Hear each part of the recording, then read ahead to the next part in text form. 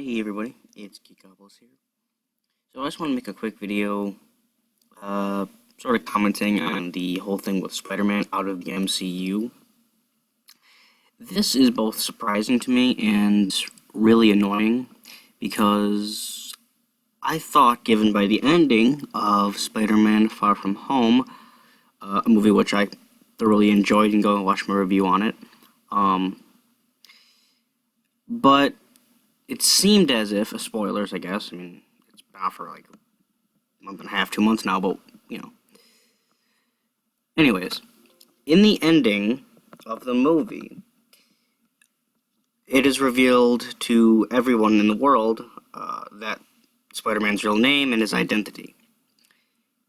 And given the fact that he is such a kind of, I don't want to say integral, but I'm going to at least venture to say important member of the Avengers, or the MCU as a whole at this point. And that would lead you to believe that, okay, if they're going to be taking steps to obviously set up future stories, that they have some sort of plan. And the deal with Sony has been worked out.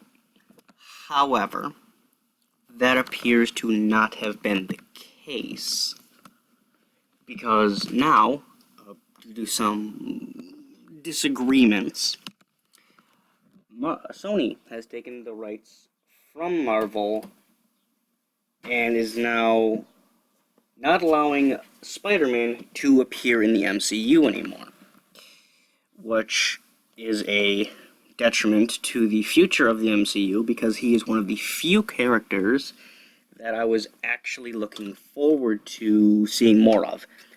Because let's take a second to think who we have left now. We have Captain Marvel. Not a huge fan of her.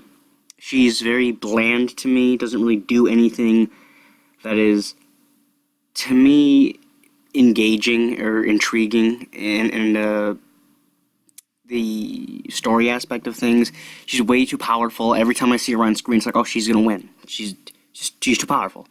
There's no tension I have when she's there, because one, I feel like there's nothing they can put against her that would be strong enough and would make sense in the story. I mean, she went head-to-head with Thanos and really didn't. I mean, I guess, yeah, she got knocked away, and that was fantastic, by the way. That part in Endgame where Thanos punches her to the side with the Power Stone, I might add, but still, was great. Because I was really worried up until a point that she was just going to beat him, which would have made the movie awful, in my opinion. It would have devalued a lot in terms of story arc, especially giving it, knowing what they did do in giving it to, the ultimate win to Iron Man, which is my favorite character. So, back to Spider-Man. The reason that apparently this was, a difficulty or a termination of their deal was that Disney wanted a new contract. They wanted more of the profit from these movies, considering it's part of the MCU. And Sony did not want that. They wanted to remain the old contract where they had 95% of the profits went to Sony, because technically it's a Sony movie, but it's in the MCU. And because it's in the MCU, Disney and Marvel was getting 5% of that. Disney wanted more of a 50-50. But I believe the burden of production was on Sony, and I think the marketing was on Disney. I'm not entirely sure, because Marvel is their property, so I would imagine, but I'm not entirely sure on that one. But I'm pretty sure that the burden of production was on Sony. That's why they're getting more of the profit.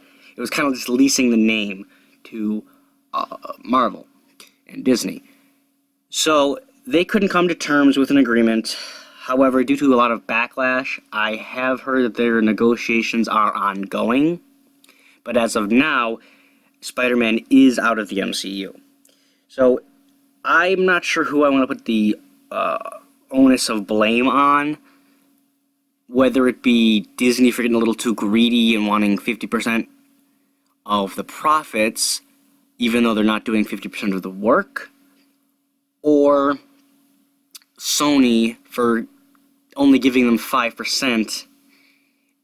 Maybe they could have made it 20%, 30%, something a little more manageable than, or reasonable than 5. But other than that, there's not too much I have more to say. I mean, that's all that I really know so far. There was a big outcrying of anger towards Sony in particular about this deal, that, there was like boycott Sony and all kinds of shit. And I understand why that the Sony would want to keep the Spider-Man name. Spider-Man Into the Spider-Verse was successful, very successful.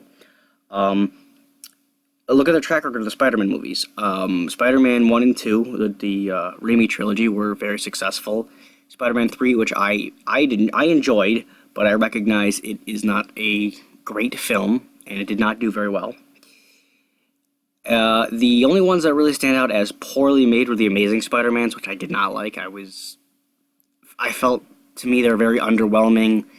It just felt wrong. I don't know, something about it just didn't feel right to me. It's like, it felt like too dark in places, and then it felt too, and then it felt like too, much of a love story, That's one of my grievances with a lot of things when they try to do romances and love stories. It always feels forced in a lot of different stories. Some stories do it well, but superhero movies, I don't like to see that in them, because it detracts from what the story is trying to tell. But back to my point, Sony does have more of a vested interest in keeping the Spider-Man name, and now that it has been cleansed after the Amazing Spider-Man with the new Spider-Mans from the MCU, people are more willing to give them their money for it. Also, the Spider-Man PS4 game was also, again, very successful. So there's a lot of things that they do with Spider-Man that is profitable for them. So I understand why that they would not want to, give up the rights entirely. But I think they're making a bit of a mistake by not at least including Marvel in it somewhat. At least just for the movies. Because there's no reason that these two companies are massive. They make billions of dollars a year. There's no reason why both of them cannot profit off of this.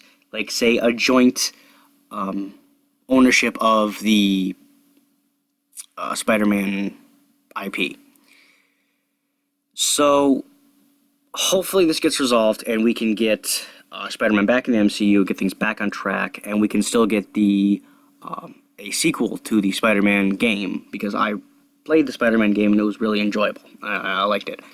To me, that Spider-Man in the Spider-Man PS4 is a more true rendition of the character of Spider-Man, opposed to pretty much any of them I've seen in movies. So if anybody out there who wants a very Spider-Man-like experience, like that's more true to the comics, about him struggling, he's an adult, he's dealing with, his thing with MJ, that they broke up, and then, I should probably say spoilers, but whatever, they broke up, and May, she dies in the end, so it's a lot of struggles for him, and it feels like the real Spider-Man from the comics, and it is a lot of the same stuff.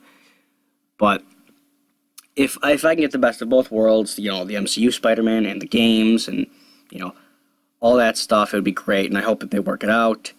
Anyways, tell me what you guys think in the comments. Who do you blame for this? And do consider liking, commenting, and subscribing. That'd be great. God bless. Out.